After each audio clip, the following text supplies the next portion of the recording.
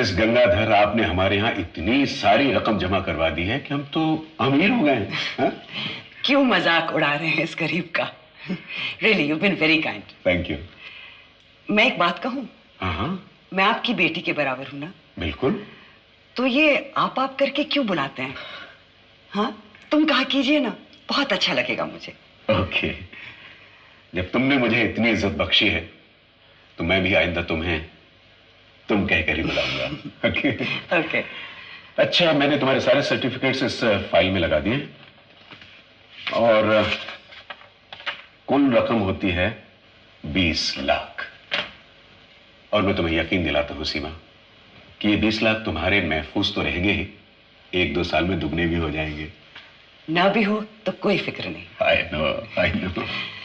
Thank you. आज से तुम इस नई फैक्ट्री की पार्टनर हो गई हो, तो अब तुम्हें भी इस फैक्ट्री की उतनी ही फिक्र करनी चाहिए जितनी कि हमें। मैं कुछ समझी नहीं। बहुत दिनों से एक उलझन में हूं बेटे। सोचता हूं उस सिलसिले में तुमसे बात करूं या ना करूं, कुछ समझ में नहीं आ रहा। दादाजी, मैं कुछ मोटी अकल की लड़की हूं, आसानी से बात नहीं समझती।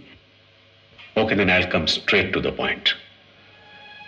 देखो बेटे, तुम आदित्य को तो बहुत अच्छी तरह से जानती हो, उससे मिली भी हो, उसकी हालत से भी तुम वाकिफ हो। इस सारे कारोबार को चलाने वाला एक वही है। अगर वही इन सब में दिलचस्पी नहीं लेगा तो फिर ये सारा कारोबार बंद ही नहीं, ठप हो जाएगा। हाँ, वो बहुत डिप्रेस्ड है। लेकिन आप मुझे ये सब क्यों कह रहे हैं? वो तो सबसे ज्यादा आप पर भरोसा करते हैं। आपसे बेहतर उसे कौन समझा सकता है? मैंने बहुत समझाया उसको बेटा, लेकिन पहली बार जिंदगी में मुझे कामयाबी नहीं मिली। देखो बेटे, उसकी जिंदगी में एक खला है, एक खालीपन है, और अगर तुम चाहो तो उसे भर सकती हो। मैं?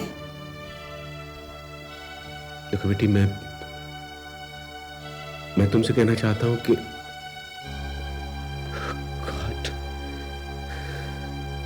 हाँ, एक ना एक दिन सबके माँ बाप उन्हें छोड़कर चले जाते हैं, लेकिन वो इस तरह हिम्मत हार के नहीं बैठ जाते। बात सिर्फ मां के गुजर जाने की नहीं है बेटी। आदित्य की जिंदगी में एक और ट्रेजेडी हो चुकी है। कौन सी ट्रेजेडी की बात कर रहे हैं आप? दादाजी? हाँ? कौन सी ट्रेजेडी? मैंने किसी ट्रेजेडी की बात की क्या? अभी तो की। वो किसी से बात करना तक पसंद नहीं करता। पहली बार उसने इतनी देर तक तुमसे बात की तो मुझे लगा कि शायद वो तुम्हारी बात मानेगा। उसे जिंदगी की तरफ वापस ले आओ बेटी, प्लीज।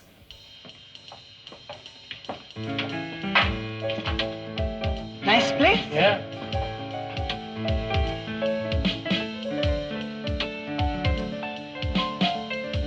आदित्य, आइए आइए, वेलकम। मुद्दतों बाद घर का रास्ता कैसे याद आया? बस यूं ही। काफी तब्दीलियां हुई हैं यहाँ। साल पहले आया था तब तो मामला कुछ ढीला था। तब डैडी की तबीयत ठीक नहीं थी। अब मैं ही होटल चला रही हूँ। Oh, that's very good. इनसे परिचय नहीं करवाओगे? Oh, I am sorry, she is miss Gangadhar. Seema Gangadhar, मैं दिल्ली में रहती हूँ, इनकी दोस्त हूँ। Please to meet you. बैठिए। Thank you. प्लीज। बस यही समझ लीजिए कि ये इनका होटल है। इनके डैडी पार्टीज वगैरह यही देते थे। मिन्नी, डैडी एक मिनट भी चैन से नहीं बैठ सकते। ये व्हीलचेयर कोई एक्सीडेंट हुआ क्या? नहीं, टांगों में कुछ तकलीफ है। बेटा, वो इब्राहिम भाई का फोन था। कल उनके यहाँ कोई बड़ा फंक्शन है, केटरिंग की बात कर रहे थे। ठीक है, मैं फोन करूंगी daddy. Good evening sir. Good evening. अरे डैडी, आपने इन्हें पहचाना नहीं? ये आदित्य है, आदित्य धनराज। हाँ, ब्रिजभूषण साहब का बेटा। जी। ओह गॉड, देखा मैं कितना बूढ़ा हो गया, पहचाना ही नहीं। Who is this charming young lady? आपकी मिसेस?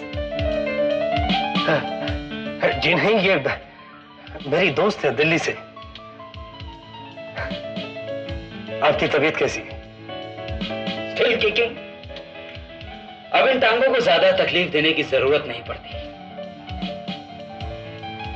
बैठो बैठो, रिलैक्स। Thank you. बेटा इनका खास ख्याल रखना। जी डैडी। Okay bye. चुन के लड़की ढूंढी है, बेस्ट ऑफ लक।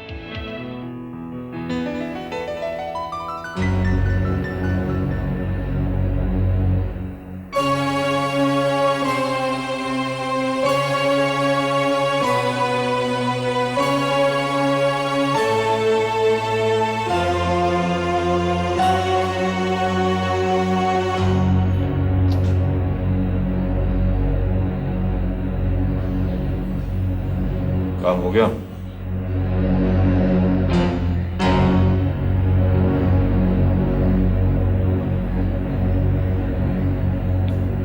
मैंने पूछा काम हो गया? जी वो पास की बस्ती वाले लोग भी आ गए थे, इसलिए हम जमीन से उन्हें हटा ना सके।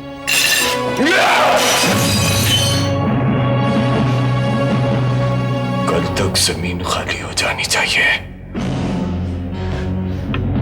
जमीन कल तक खाली हो जानी चाहिए। करेंगे साहब जी, करेंगे, नहीं तो मरेंगे।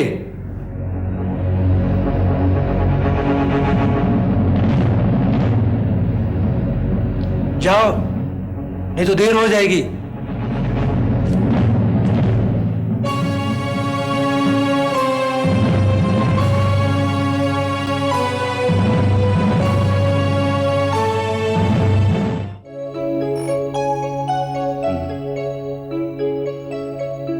Well done Sumer, well done. अब परली तू वहाँ बातों में लग गया, नीचे जाकर टेबल्स लगवा दे। मैं अभी डैडी से मिलके आती हूँ। Hello daddy. हेलो। क्या है, कंबल के नीचे क्या छुपाया है? कुछ नहीं, वो कंबल खिसक गया था, उसे ठीक कर रहा हूँ। देखूं तो सही, ऐसी क्या चीज है जो मुझसे छुपाई जा रही है? कुछ नहीं, अखबार है। कहा ना मैंने, अखबार है। ओह, तो आपको वो बटलर की औलाद अपने कारनामों की रिपोर्ट्स चोरी छुपी भेजता रहता है?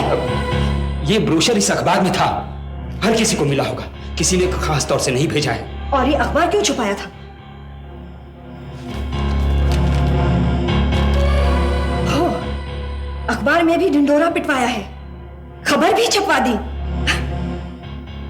ठीक है डैडी, ठीक है।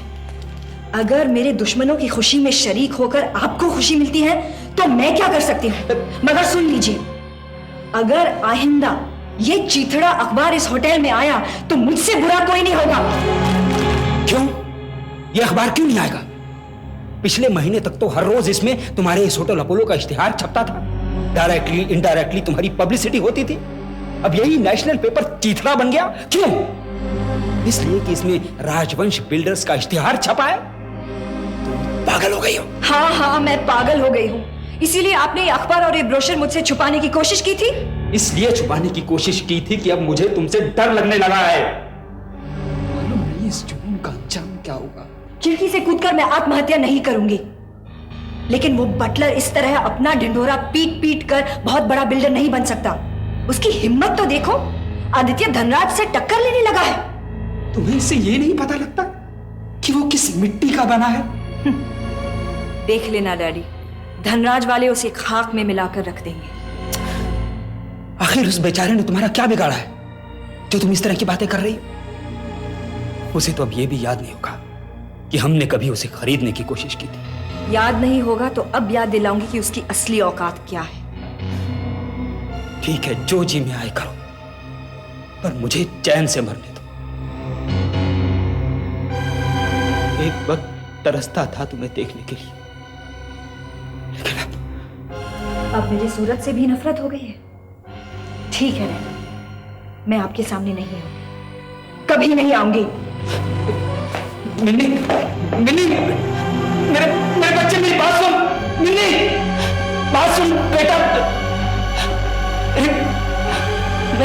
पास सुन। क्या